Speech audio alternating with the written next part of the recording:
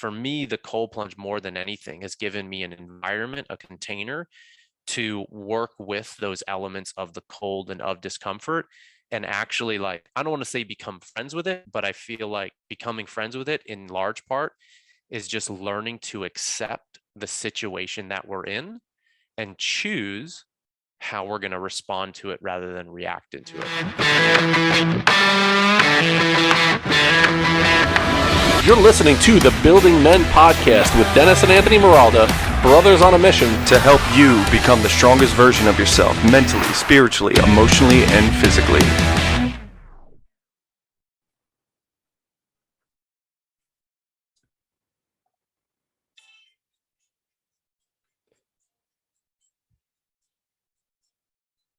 They say we're young and we don't know. We won't find out until we grow.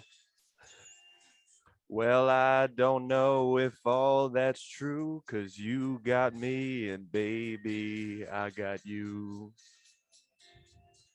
Salemi. We got you, Mike. We got you, Mike. They say our love won't pay the rent before it's earned. Our money's all been spent. Well, I guess that's so. We don't have a pot, but at least I'm sure of all the things we got. Salemi. We got you, Mike. We got you, Mike. Welcome to the podcast, Mike Salemi. What is You up? guys are awesome. You guys are just next level. I love that. That's definitely the first time anyone sung me a song to introduce me, or even probably just sung me a song in general. So thank you guys for having me. Every time you're on the podcast, we're going to sing you a song. We like to serenade you, Mike. So I'm laying in bed this morning, and I had this moment of, like, we have to get it right today. We have to get it right today. We've had you on. You were on our podcast back in November, and then we had this idea. Hey, let's get Mike on again. And we had a Zoom meeting. We had a second Zoom meeting. We tried take one to get you on 2 weeks ago, and it didn't work. Something was jacked up with our audio. We tried again. We're like, we fucking got this. So we run through an hour interview. It was amazing. We laughed our ass off. It was a great time. And fucked something up with the audio again, and so we couldn't record. It didn't record. All you hear me and Anthony talking, and then as you're talking, you hear us breathing on the other end, just heavily, mouth breathing over here. So I woke up this morning and we can't do this again. I don't want it to be like Groundhog Day with Bill Murray. And I was like, I had this epiphany. I said, Groundhog Day, that would be a great way to open it. We could, when Bill Murray's waking up in the morning and that same song comes on and over I got you, babe. Again. I was like, we're gonna start the episode with like Sonny and Cher. I'll be Cher, you be Sonny, and we'll serenade Salemi for coming on. We want to say we got you, Mike. That's why we say Oh, I appreciate you guys. And Dennis, as you were singing, I don't know if the video will go up, but like I appreciated your brow was just like you were in it, dude. There were some times when you're like, we got you, Mike. You were just like uber into it. And Anthony, your hat was down a little bit, so I couldn't see fully your facial expressions, but the two of you guys together make something special. So I'm honored. And that's our second song that we've sung to open up a podcast. That's right. Yeah. So it's a big deal. It's a big deal. And that was the first time that we sang a song with the other person's name, with the guest name in the text of the song. We're changing lives here. Yeah. I mean, it's important stuff that we're doing. So let's not undersell this at all. And listen, next time you come on, if you want to sing us a song, we sing you whatever. A song. Yeah. Listen, whatever you're up for. It doesn't. Facto, yeah. We'll figure it out. You know. So welcome back, Mike. Mike is a performance coach. He's an unbelievable human being. He is now a regular on the podcast. This is only his second time on officially, but we've had him on 35 times. Knock on wood. Able to record it. I said, Anthony, let's do this. Let's record today, and we'll just keep publishing the same episode for the next month and a half, just to make up for all the times that you weren't able to get it on.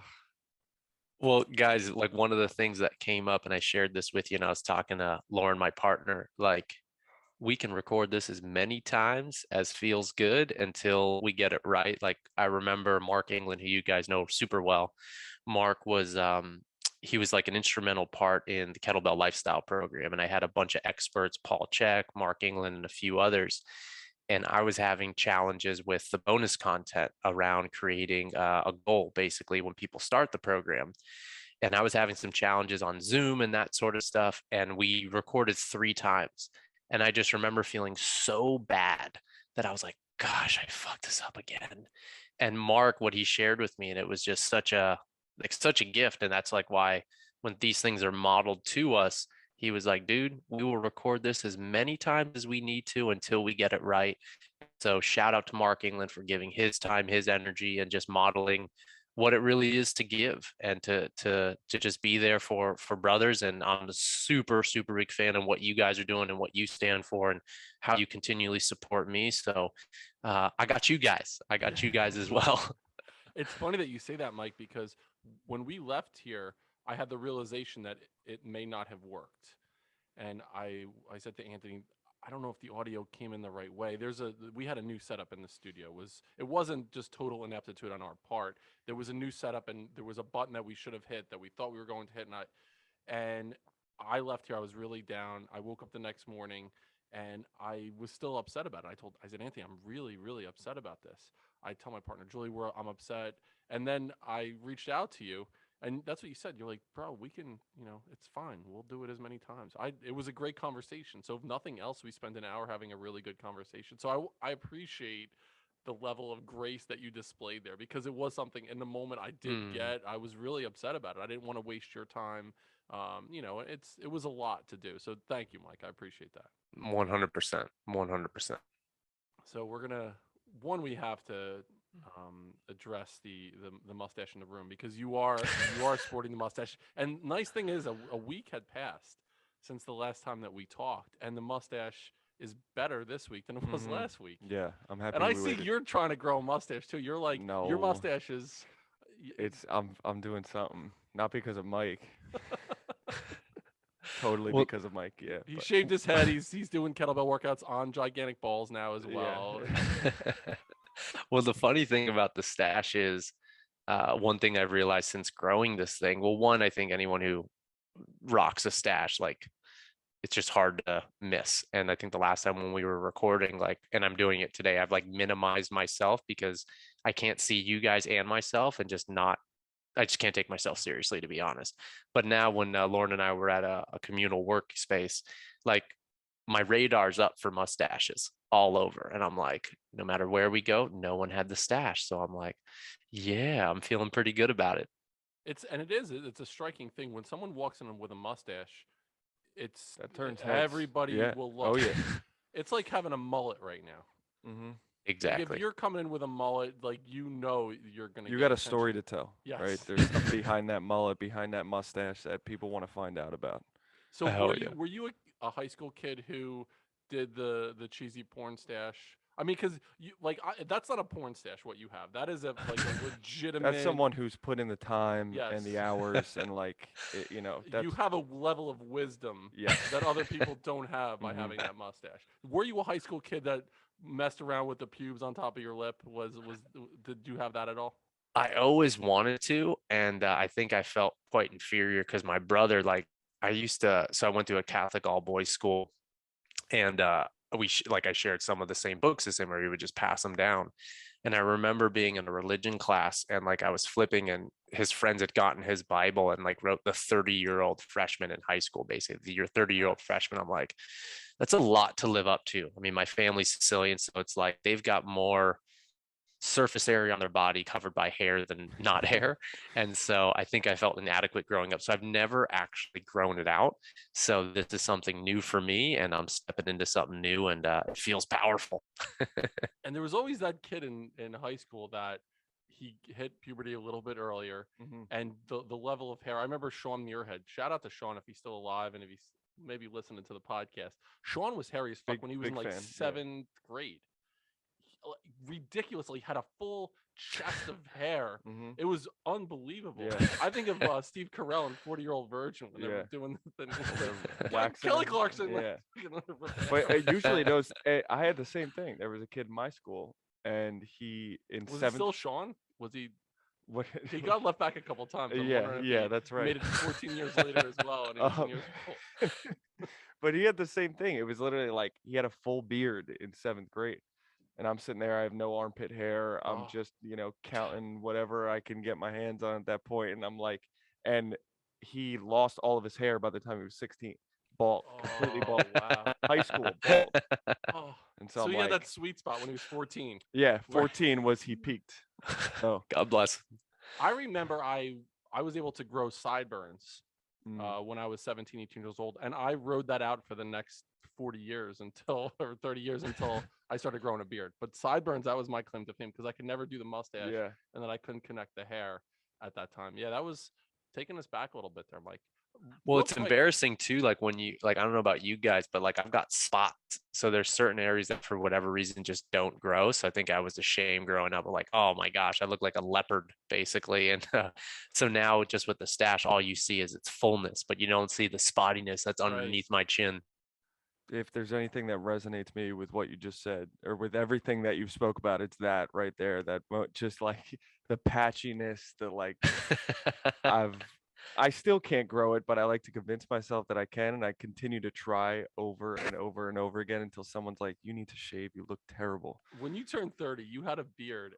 You had an Amish beard. I It was was so like an gross. underbeard, and Oh, you grew it down It was low. really low because it was literally just my neck was just all hair and nothing else could really grow, and it was disgusting. And there's a picture of Dennis and I in his kitchen, and it's fucking hideous, and he won't take it down ever. It's I'll- framed. It's framed in his kitchen, and it's that your under chin hair as you were sitting on the toilet, like it went down and covered your penis. I think. yeah. I think it went down that It low. didn't take much hair to fucking do that on my face. and this is why this is a men's podcast. And I don't think the ladies would really truly be able to understand what we're talking about, but Mhm. any guy out there knows the plague that is the spottiness. Yeah, the 100%. struggle. So, but before we get into the real stuff, let's close the loop on the shit that guys talk about or think about when they're in middle and high school that maybe we've never brought up in a podcasting. I know we've never talked about it on this podcast, but the stupid shit you do. I remember, and I'll throw this out there. This is a Building Men exclusive. Building Men exclusive. Have you ever? Are we playing this game right now? Oh man. All right.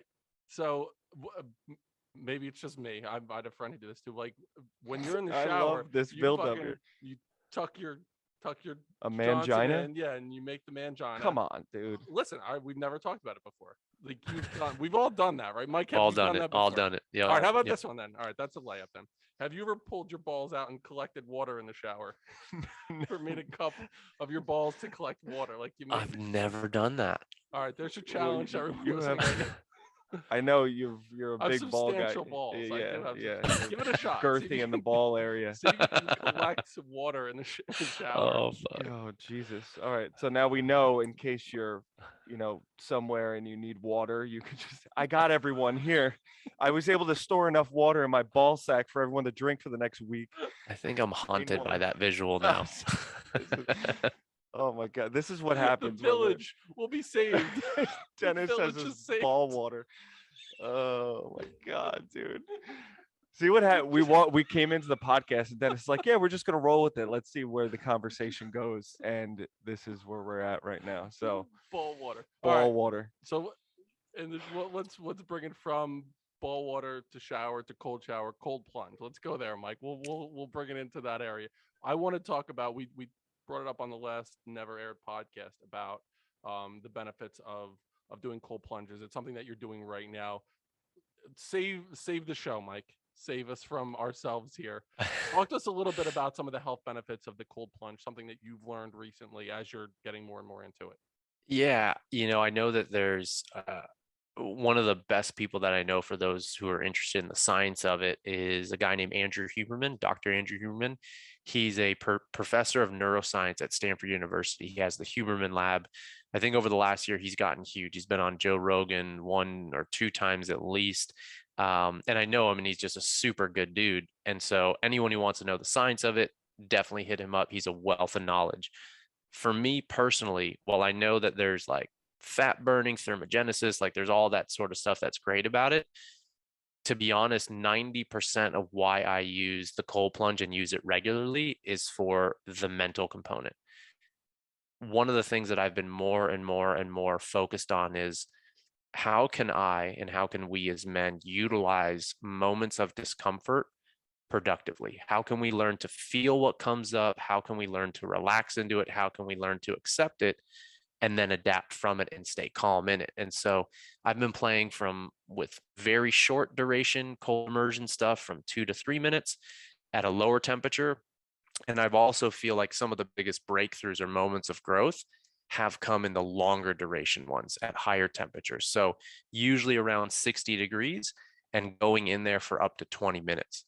And when I'm in there, I mean, I think one of the best things about the cold plunge is the only thing that comes up in my head is really just how uncomfortable it is and how much I want to get the fuck out of the tank.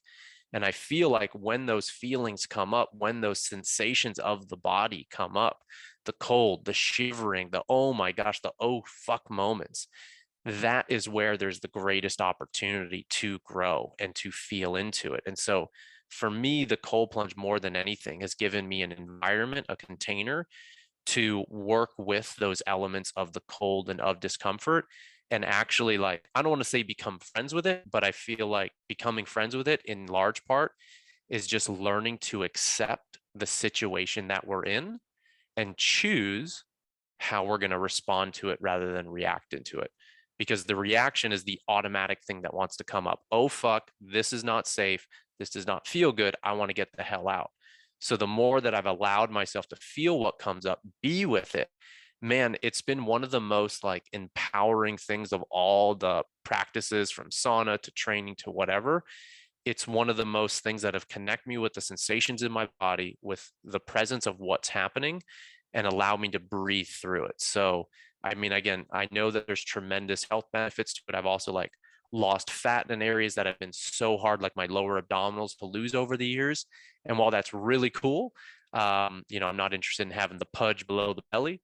Uh, the mental component and the fortitude and the perseverance and the acceptance that I was just sharing, that's why I primarily use the cold plunge. And for me, it's about cold. It doesn't need to be 30 degrees. It doesn't need to be 35 or damn near freezing temperatures.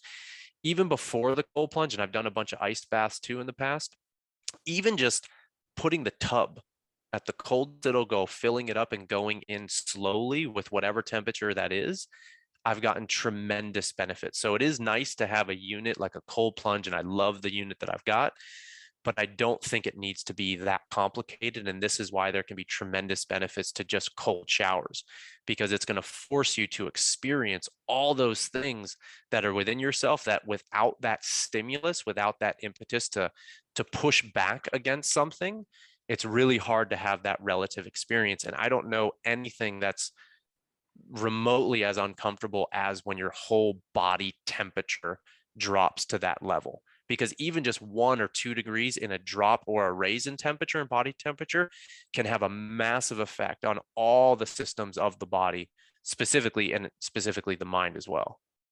And that's what one of the things, and you just touched upon. I was going to talk about the cold shower aspect, because again, a lot of people don't have a tub or don't have access to this or don't have the money to buy one of these things. But I do the cold showers, and for the sole reason that it's like you said, it's intentional discomfort, right? I'm intentionally putting myself in an uncomfortable position where we can go throughout our whole lives living in comfort all the time, not really knowing those stressors and doing it in a manner that's we're dictating it. But there's never been one point where I wanted to do it, right? Every time I have those thoughts come up in my head, and the powerful thing about it is those same thoughts come up with uncomfortable conversations, with a speech that I have to give, with just things that I don't want to do. All of those same thoughts come up prior to the cold shower that I'm about to do.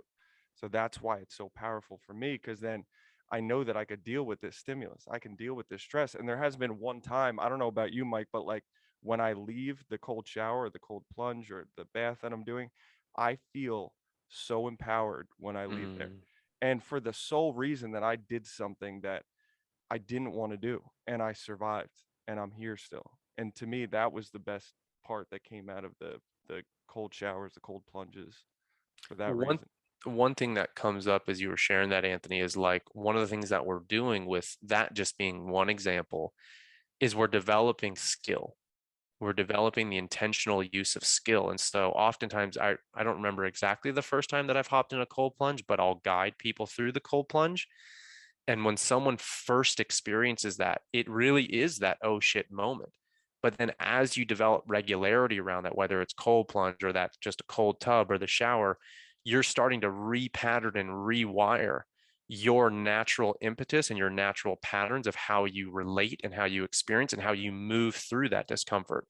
And that skill, because it is a skill, you can apply it to other areas of your life. And so whether it is that challenging conversation, or, I mean, I still get nervous as hell when I'm giving a presentation or a speech, like you were saying, but I also know that I'm going to be okay. That I know in 1 hour when this thing's over, if I just accept it and go through it, and if I can settle into my body and find that level of just presence and come from the heart, man, that is where so much of the magic happens and so much of the gifts happen. So I really feel like the skill that we're building there, we can apply to anything in our life. And that I feel like is one of the coolest things about the intentional use of discomfort productively as opposed to recklessly. Like I'm not trying to basically turn into a popsicle. Like there is some reason within that. And like I'm basically using a dose effect to basically come out on the other side to experience what I want to experience. And that can only be sustained, in my opinion, when it is done repetitively, when it is done mindfully, and when you're really honing in on that skill. The difference of the cold plunge and the cold shower, as far as the health benefits of both, is the cold plunge better than the cold shower, and the duration of time that we should be looking to do each? So I think that cold immersion, whether it's cold shower, let's go cold shower, let's go cold plunge, and then let's go cryo. Each one of those are going to basically be a completely different experience. Like in the cryo, I've got a little bit of experience with that, but you're basically I mean, there's different types of cryos, whether it's the one where you're up to the neck or whether you're in the whole room. I'm much more of a fan of the whole room because you're more in the container, right? And so each one of those, the idea, I mean, one of the main ones is to reduce that body temperature. And so I think one of the hardest things in some respects, sometimes why the cold shower can be more difficult than the cold plunge in some respects, unless it's like the one that I have, there's jets on in there. And anyone who's done any cold immersions knows that in the stillness, when the water is still, it's way easier than when the water's moving. I've also done this in rivers and stuff like that. When that water's moving, it is so much more challenging because it feels like, for me at least, like it's very hard to get my footing in that. Like I'm constantly having to adapt to something that's changing. And so with the shower, in some respects, compared to like a still cold plunge, it can be harder because like that water's always moving. And then if you move your head, like one of the best places when someone tries a cold shower, and this I learned from Paul Chek, is to place the water, like turn around in the shower and place the water behind the neck. For whatever reason, whether it's that's where the brain stem is, like all that stuff, all the nerves pass through there, that will have a much quicker effect than, let's just say, if we put cold water on our legs. So in terms of the cold shower, it's not easy, but when someone is first getting into it, I think one of the easiest things to do is alternate. So at a basic level, one of the things I like to do or recommend is alternating between 1 minute cold, 1 minute hot, 1 minute cold, working up to 10 total minutes. So approximately 5 minutes of alternating. And I was having this really cool conversation. I don't know if you guys are familiar with Neurohacker Collective. They make the supplement or the nootropic called Qualia. You guys heard of that? No. No. Basically, it's kind of like if you've seen like On Its Alpha Brain, it's a nootropic, really good for cognitive function. I like On It, that supplement, but I feel the experience I get from Qualia is a little bit more, I don't want to say more gentle, but doesn't feel so like artificial. It feels more natural. And so when I was at a conference, I got to connect with one of the main developers of it, or one of the main scientists who's a naturopath. And what he was sharing, which really stuck with me, is like, this was years ago. I was teaching at the Arnold Classic in Ohio. And what he was sharing with me was, it's almost less important the degree of the cold, but more important the element of the contrast. And that's something that you can really, really hone into very quickly and easily and practically in the shower. So the alternating of cold to hot, and that in and of itself is a skill. When you're in the hot, you're comfortable, you're calm. Oh, damn, this feels so good. And then boom, you just flip the switch, and now you're forced to choose as your state changes how you're going to respond and react to it. Once someone's worked up to about 10 minutes of 1 minute on, 1 minute off, my next recommendation would probably be working up to about 3, upwards of 5-ish minutes of just cold. And there is a difference between finishing on cold and finishing on hot. Everything that I've learned, and I don't know the exact mechanism to be honest, is try to always finish on cold. And I don't know if that's actually because it forces your body when you get out to actually warm from the inside out. And so maybe there's more like caloric expenditure, more of that thermogenesis quality. But whatever it is, my recommendation would be to try to finish on cold or moderately cold. And that should have a pretty positive effect. But just like what you said, Anthony, I've never gotten out of any type of cold exposure and regretted that decision. I've always been like, damn, I either feel better or I'm just like more proud of myself, or I know that I'm building that skill. And just like with anything, I think if someone started with 3 days a week of 10 minutes alternating, start building that up, working up to every day, doesn't take much, and it can have a profound effect on your health, on your mental capacity, your mental fortitude, and it's free. That's one of the main things I think on the last, not the unreleased episode, but the first podcast we recorded. It's like this stuff can get pretty nuanced and pretty complicated, but I think at a simple level, keep it fucking simple. Keep it as simple as possible. And it's really easy for us to look at people. Like I just got the cold plunge. I've been doing cold immersion, I don't know, for well over 10 years. And it's really easy to look at what we don't have, whether it's in this situation or in life, and feel like, oh, I'm less than or I'm inadequate unless I get that thing. And that's just like a destructive loop that we get in. But if we realize that the breath is free, the water is free, when we go to sleep and how we sleep, that is free. And really, cold breath, cold breath, and some of these other things are fucking free, and they're practical, and they're not complicated, and they can deliver massive returns. And appreciate that, Mike. And I'll bring it into the breath in a second. The back of your neck, I believe it's the carotid artery. That's where it exists, and that's the quickest way to get from that point to the rest of your body. I know when kids were overheating or something like that, as a principal, like we would put the cold pack on the back of their neck, and that's how it would cool down their temperature. The thing about if you're in the shower and your back is to the water on your neck, you can't do the cup. You can't do the cup. It's impossible to do that. So big disadvantage. The water bowl. You have to really consider what's more important in that moment. Where are your priorities? Are you trying to save a village of people with water or not? Are you selfish, or are you trying to give this? The other thing that I'm thinking about, I started to think about the cold plunge for some reason in my head. And again, a lot of in my head, as we're doing the podcast from time to time, it's like, oh boy, monkeys banging on the cymbals or whatever. I thought of Rob Lowe squirting Chris Farley with the hose and Tommy Boy when he's doing I'm a maniac. Even if you're getting squirted by a hose, like, all right, hey kids, we're gonna do some cold immersion right now. And you get ready, blast your kids. Get ready for some cold immersion as a running away screaming. Denny, I was actually Sophia, helping. Go hide. I was helping my kids with a lot of things they had no idea. As Dad was shooting with as the, you're with the blasting them. But the shower for me, it's almost like you were saying how it's somewhat harder in a sense because the water's constantly moving. So it's almost like different parts of your body you're having to reintroduce the cold constantly versus just sitting in it in that moment. And what I like about because I got this tub and I just fill it with ice every once in a while, and then in the wintertime I would just keep the water in there before it would freeze, and I would go in there in the morning because it was cold enough, whatever the temperature got down to. But there's this moment when you get in and you're all the thoughts that are coming into your head, and then you go into it, and then you're freaking out, and then all of a sudden there's this moment of stillness and peace, and like true peace and silence, and like it's unlike anything else because of how built up this was prior to getting in the tub. And all of a sudden it's just like it's serene in a way, and you have that moment when you're sitting in that tub that's unlike anything else. But the one thing I wanted to ask was, and I think the guy you spoke about, Andrew Huberman, he talks about breath work a little bit too, right? And like, what's some of the techniques that you use getting into the cold submersion or the cold shower or the plunge, whatever you're doing?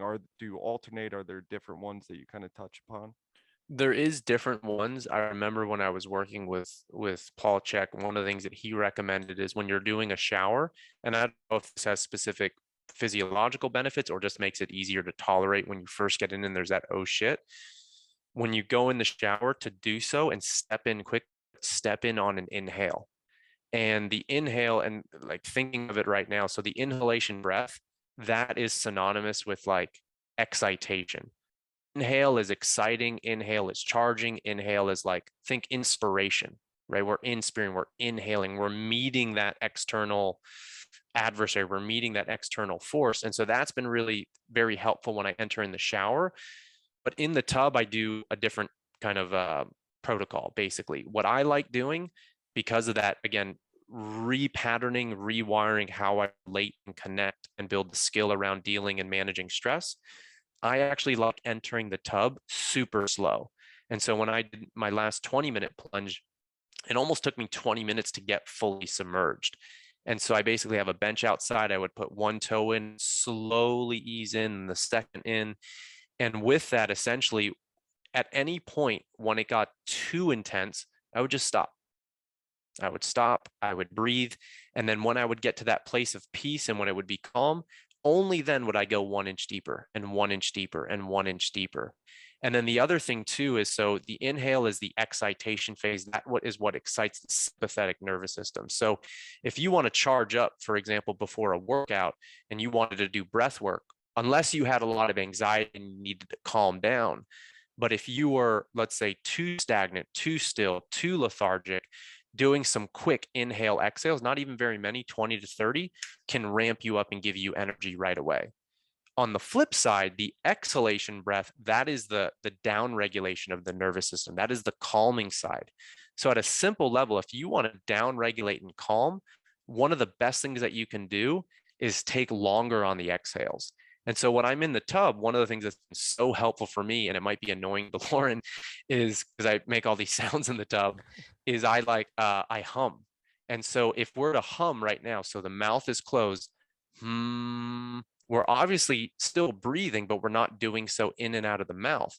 So one, it's a way that you can elongate that exhale, give yourself something to do to kind of distract yourself, but then you're going to force yourself to breathe in and out of the nose. So maybe in the beginning, I might take a few inhales, exhales at a normal pace, but then I'm really trying to hum during that whole duration. And usually I can hold hum for at least 20 to 35 seconds. And that's just been so helpful to keeping myself way more calmer than if I didn't do it. Makes sense to me. I was actually going to go in the direction of the breath work. We had Josh Trent on. I forget what episode it was in the 90s on the podcast, and he talks about the importance of breath work. He says, if I can breathe, I can choose. When you came on our Pillars of Masculinity event right after Christmas, you did 2 or 3 minutes talking to young men about something that they can do right away, that they can put into play. And you talked about the importance of breath work as you're training. And you mentioned, listen, breathe through your nose while you're training. Take a drink of water and hold the water in your mouth while you're training. Talk to us a little bit. That was for a different audience during that time, so the Building Men audience hasn't heard that specific piece of advice. Can you talk to us a little bit about why that is so important, that piece of advice that you gave? So there's 3 points of the day, or 3 things that I think, irregardless if someone were to do breath work or protocols, programming, etc., there's 3 points of the day that are simple, that deliver a tremendous amount of value that anyone can incorporate at any time. The first is during your waking state, when you're at work, when you're having conversation, well, not when you're talking, but when you're listening to another person, keep the mouth closed during the entirety of the day and nasal breathe. The second thing is during your workouts, and that's really what we were working on with the kids.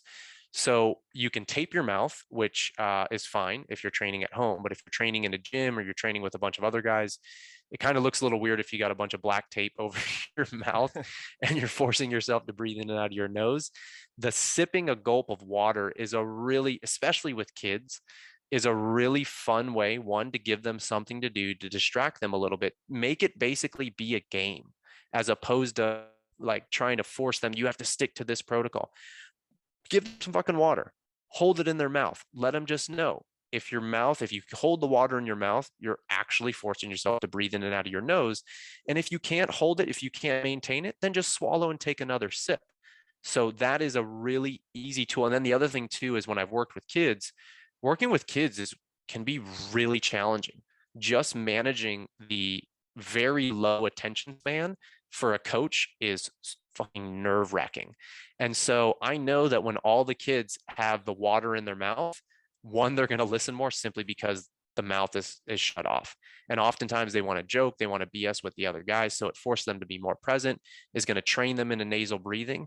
And then when they're doing their conditioning workout, way more proponent nowadays to, unless it's a competition effort, which shouldn't happen super often, unless it's a competition effort, to exercise and train at nasal breathing intensity. And if you've never done this, like most of us have just mouth breathers as a whole, and we utilize the mouth to take in oxygen. One of the things with mouth breathing that we want to note is just because you're breathing in more air in through the mouth, if I take an inhale, like if I take a shit ton of air in, that by no means means that I'm actually oxygenating the body and getting that oxygen to the tissues effectively. In fact, it's the opposite. The more that we actually develop CO2, we develop our CO2 tolerance, which is focused on, it's developed by breathing in and out of the nose, especially. We actually deliver more oxygen more effectively to the tissues. So from a conditioning perspective, the more that you can train that, and the more that, let's just say, an example, if I was doing a heavy sandbag, 100-pound sandbag from the floor to the shoulder and doing that for minute-long interval sets, I'm only going to train at a pace that I can stay in and out through the nose. Now, in the beginning, when I first started doing that, without it, I might be able to rep out 10 reps per minute for 5 minutes, alternating minute on, minute off. When I switched to nasal breathing only and either tape the mouth or put the water in the mouth, what happened is that number dropped down to almost 4 to 5. And the only thing that changed was the breathing. But then once I started training that faculty over and over, and within a month, I was able to do between 8 and 11 reps per minute, just nasal breathing, and maintain it. And I wanted to test myself on the last set. What could I do if I allowed myself on the last set to switch to the mouth? And when I switched back to the mouth after a month of training the nasal breathing and working and elevating that threshold, I think my number was conservatively 13 to 15 reps in a minute.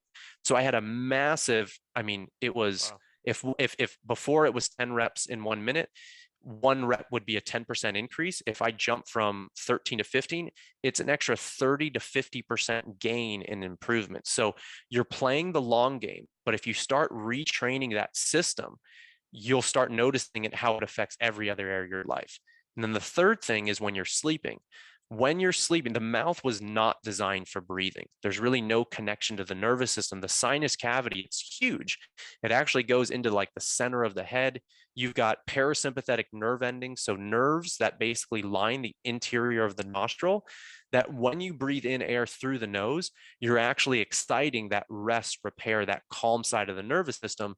So when you're in the cold plunge, for example, or you're rebuilding or retraining and rewiring that stress response, just by breathing in through the nose, you're going to have a down regulation effect on the nervous system, and you're actually going to get so much more recovery out of your sleep. So during the day, in your workouts, and during the bed, during sleep, if you switch to nasal breathing, the physiological benefits are huge.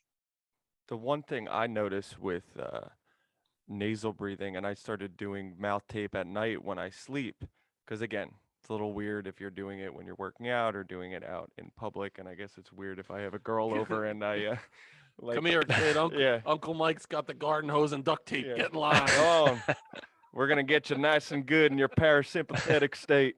But I noticed that, number one, I sleep way better, right? So my sleep has improved, and I would always wake up and I would be congested all the time, like religiously. And especially now, allergies are coming back and everyone's all stuffed up. And I feel amazing. I haven't had any issues at all. And I sleep better. Everything's clear. It has helped so much. And there was a little bit of a transition period, right? Because you start to panic when you first do it. Like, I'm like, oh my God, what if I can't breathe? And it's like, well, it's just tape, right? I'll just rip it off and it'll be fine. But I get through it and I sleep soundly throughout the night. And I've been doing it consistently now for like 2 years, and it's been amazing. It's been a huge, and again, that's, 8 hours throughout the night that I'm breathing through my nose that normally I wouldn't. And we've done it. Like, we, more and more people are breathing through their mouths. And I think it was in James Nestor's book, The Mm. Breathe. He talks about a tribe that would go and their young kids, they would almost like pinch their kids' mouths shut when they were kids, or they would like hold them shut to make sure that they breathe through their noses. And he was talking about how this tribe, all of them, their facial structures were like, they had bigger chins. They were like over 6'3". It was changing structurally their biology completely just from them breathing through their nose more than anything else. And I thought that was, That is wild. isn't that crazy? Even as Mike was talking, I'm thinking, how often am I breathing through my mouth with my mouth open? So from that point, I made sure to shut my mouth and breathe through my nose. From now on, if you could just like kick me under the table if you notice my mouth, I'm usually like my mouth is wide open. I need to be more cognizant of that, and I appreciate that. Like, that's all like ridiculously good advice. And you think about sleep apnea, like all these sleep disorders that we have, a lot of them stem from the fact that we're breathing through our mouths constantly, and especially as kids. Like, it just, and look around, like anyone who's listening, just look around at all the people just with their mouths wide open, just sucking in air. And there's always been that, I don't know if it's an old wives' tale, that when you sleep with your mouth open, like you eat like 32 spiders over the course of your life. It stops that from happening as well. That's right. Like the old woman who you swallowed just the fly. You snort the spiders now. She swallows the spider to kill the fly, right? Becomes a new macronutrient, That's right. Yeah. I got to get my night protein somehow. One thing that you shared, anything that I think is super important that might be helpful to share, is like you shared something super, I think, critical, is that transition or that adaptation phase. Because, well, a few things come up. The mouth breathing can probably be due to a few factors. This is just a few that I'll list. One, just due to just how like unconscious, like we weren't aware of how we're breathing, and we've learned this new way to breathe in and out through the nose. It's not taught really consciously. Oftentimes when we're under stress, what's the breathing pattern that we're going to use? We're going to breathe in through our chest. When we're in a stress state, we're going to breathe in and out through our mouth. Also diet. Like, for example, there's a few foods like dairy is one of the classic things that a lot of people are sensitive to. And when if we're sensitive to it and we ingest dairy, all of a sudden we can have mucus formed and it can start plugging the nose. Other things that you guys were talking about, like posture. So forward head posture, when the ear is basically has migrated forward of the shoulders excessively and it's not stacked right over it. When our heads dip forward, our mouths want to drop and we want to suck air in from there. The other thing to think about too, so I had, whether it was due to football, I don't even know, but I have a deviated septum. So there's a structural blockage in my nose where in my left nostril, I just can't breathe as easy. It feels like the left one plugs super fast. And so you can go to an ear, nose, and throat doctor and do surgery, but that was a route that I didn't want to go, because the more that I was studying, the more that I was reading and practicing this stuff, the nose, like the tissue in the nose, you could think of it like a muscle and we build that strength, but it's actually not a muscle. And it's basically the same tissue. It's erectile tissue, basically the same as the penis, basically. And so the more that we train that, and the more that we develop that over time, it will start staying open for longer. One of the big functions of the nose is it filters and warms the air coming in. When it comes in through the mouth, we don't have that warming mechanism. We don't have that filtering. And so imagine if we're breathing in and out through the mouth, we're really not filtering the air coming in. And then all of a sudden you make this drastic switch to breathing in and out through the nose. The nose, one, just doesn't have that muscle per se, but the other thing too, it's not going to be used to filtering that much air. And there is a lot of shit in the air. There is a lot of toxins. There is a lot of stuff. And so that can irritate the nose. And oftentimes when you switch to nasal breathing in your workouts, for example, one of the first things you're probably going to notice, and I've noticed this, is your nose is going to run. And basically what happens is as that mucus forms, your body's trying to clear that stuff. So it will take time. But if you're someone who is having difficulty making that switch and you feel like you have a blocked nose, One, just know that you're playing the long game, and simply by changing it during the day, you'll start building that capacity to filter more air and keep that nose more open. The other thing that you can do too is, this is a nasal unblocking exercise. And basically what you do is you take a normal inhale, a normal exhale, hold, pinch your nose and hold. And then basically what you'll do is you rock side to side. You can rock forward, you can rock back. And basically you want to work up until you feel a moderate, even to like a moderate plus or a kind of strong air hunger. You don't want to go into a panic state. So if you've got anxiety or you're prone to anxiety, just be super mindful with breath holds. It can be really powerful, but it can kind of, too much of that can send you off the deep end. And we don't want to do that. We want a therapeutic effect. But if you plug your nose, you rock side to side, and then once you feel you've hit your limit, you release, breathing out through your nose, and then you repeat that 5 times. You'll notice probably by rep number 2 or 3, the nose is more open. So if you're going to do that before your workout, you can try that nasal unblocking exercise and do that each day or just before your workouts, and see how that opens up the nose so much more. And the more that you train that, the more it will develop that quote unquote muscle to stay open. I had never heard that before. Did you know that one? No. I'm learning a lot. That's one of the things that I love having Mike on the show for the 32nd time. Yeah. Is we come away with at least one new thing every time we talk to him. It's just such useful information. Yes. Like you said before, it's free, right? All of this It's free. stuff that Mike is talking about right now is all things that you could do at any point throughout the day. You don't need to buy anything. You have access to all of this. It's simply breathing through your nose. It's simply taking a colder shower than you're used to. It's all these things that are available to you and can really change your life. I mean, can make a huge difference in how you feel, how you sleep, how you move, how you speak to others. It has amazing impacts. And all of these Absolutely. things are, like Anthony mentioned, they're free, but they are coming to you at, as a result of someone with an area of expertise, with health and exercise science, with nutrition, with, competitive lifting, and with what you're doing now, which is you're getting groups of men together and imparting this knowledge on them in a safe space, in a retreat type atmosphere. So I want to make sure we have an opportunity to talk. Nice segue. That was Smooth transition. True. Smooth transition, baby. The best thing about our segues and our transitions is we call out how good they were every single time. We don't miss an opportunity to say, "Did you see what I just did there?" I know. We make sure that we congratulate Hell ourselves on yeah. all of those smooth transitions. Yeah. So you have an event that will be in middle of May. It's called Men of Movement Hold Your Ground. I want to give you an opportunity to talk to us a little bit about what we can expect, what the Building Men audience could expect, if that's something that they're interested in going to. Well, like you said, I think one of the most important things about the Men of Movement retreat, or a lot of the men's experiences, events, retreats that are popping up more and more, is one, they're popping up because there's a need for it.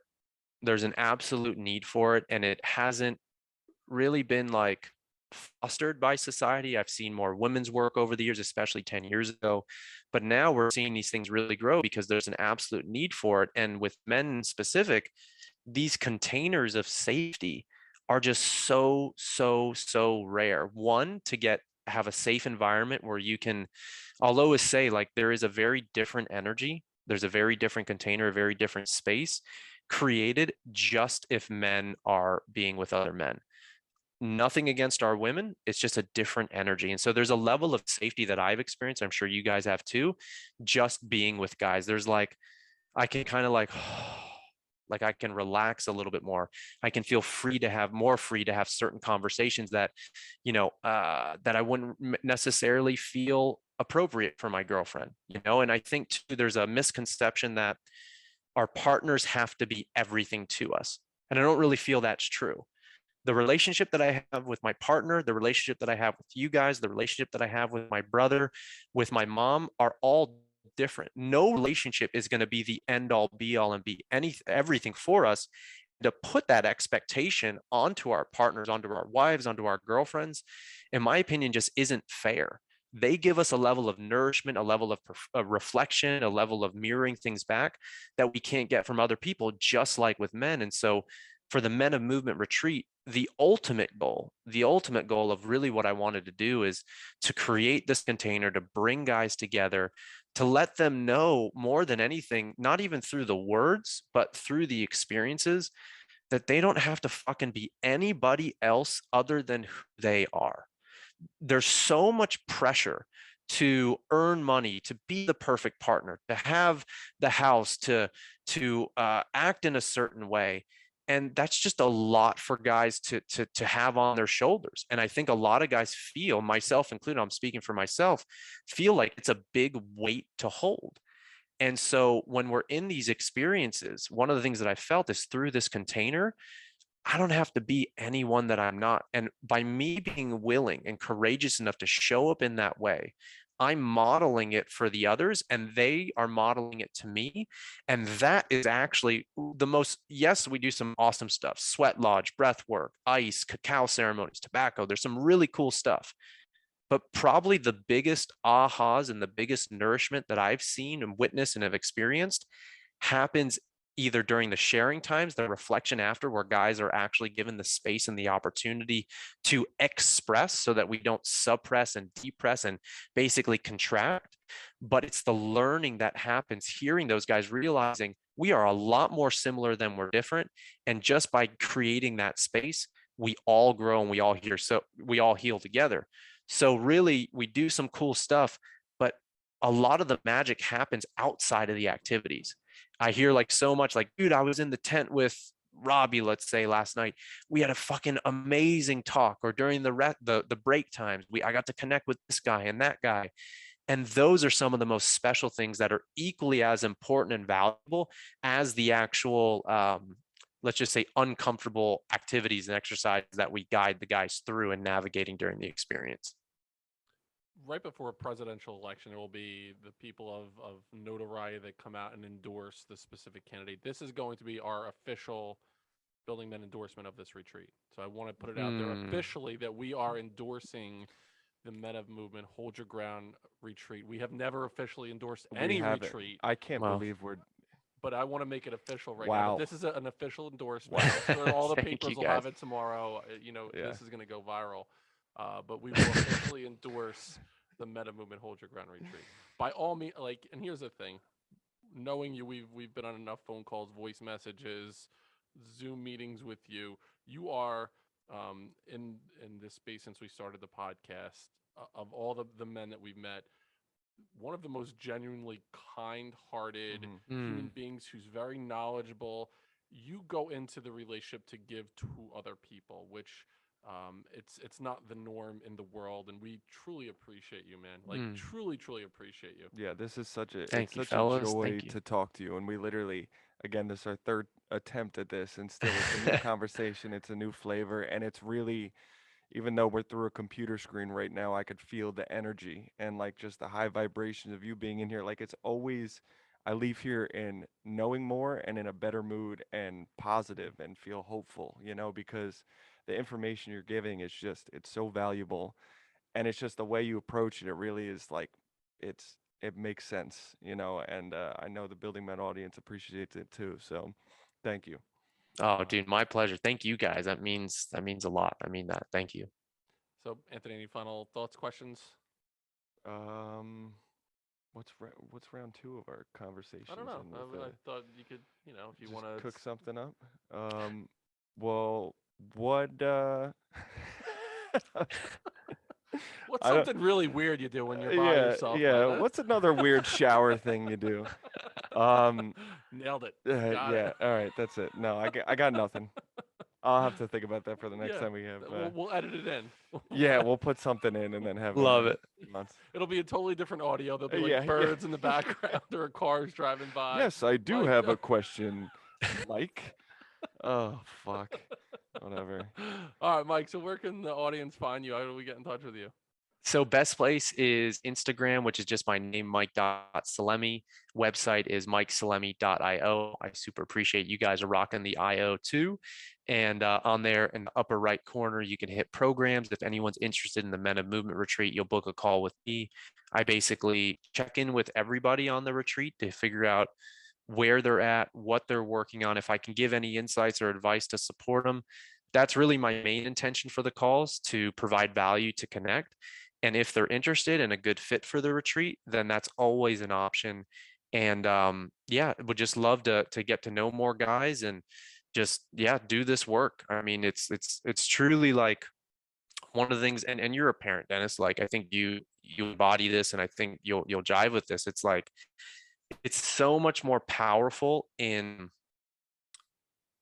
as opposed to just talking. Like we can talk to at an intellectual level to give some words to the experience, but it's just so much more how we model these things and how we live. And so we do some really cool activities to help guys get clearer on their purpose, what they want, where they may be out of alignment with the life they want to live so they can step up and be better. But the main thing is like less about the words, less about thinking once again who we need to be or who we, that sort of thing, and just showing up to be fully present with the experience. Because especially like the hold your ground retreat, the word hold your ground is really, for me, it's a man standing in his inner authority with what sovereignty or what like his inner, if you want to say inner king, what that is for him. And I can't like I can give him some context, but like the best thing that I can do is once again create environments where these guys can show up and share. And that really for me is what it's all about, that inner sovereignty and just being it. Just being it is that is the fucking medicine that we need. We need guys, ourselves included, and that's why I love having conversations with you guys, because it's really just natural. And it's like there's no, maybe there's an outline or whatever, but it's just, I think structure can be helpful, but once structure becomes something that we're excessively trying to be like, that's when it works against us. If we can just show up and be there and jive and realize that this work doesn't have to be always so serious. We can play, we can talk, whatever about water dripping from our balls, whatever it is, like that's the medicine. Maybe not the ball dripping, but just the openness to just be us. And I think that's how we model and we lead. Is I've always said, to the best of my ability, I've never felt called to say that, let's say I lead from the front or lead from the back. I like leading from the middle. I like going through the heart of the experience with the guys. I love holding space. I love crying. I love it all. I love just this amazing human experience that isn't always easy, but it is an amazing experience. And the more that we can cultivate that and just be ourselves, man, that is some powerful medicine. And so whether it's at this retreat or just from this conversation, I really, really, really, truly in my heart of hearts hope that anybody listening knows that there's guys that are going through a lot of similar stuff that probably you're going through. And if we can just create an openness and a dialogue and that safety among each other to go through it and just be who we are and as we are, dude, that's all we got to do. We got to maybe do less, but just settle into being more. Building men, providing some order to the chaos. I kind of like that. I appreciate that, Mike. So Building Men audience, find us on Instagram, building.men. Buildingmen.io is our website. You can find out all things Building Men there. Please check out our sponsors, FTR Apparel, for our Building Men gear, and Become Stronger Industries for handmade steel maces, hammers, and other badass equipment. Mike Salemi, we got you, babe. Thanks so much for being on the podcast. Hell yeah. Thank you, guys. Thank you so much. Go one step further than you thought you can go. We'll see you next time on Building Men.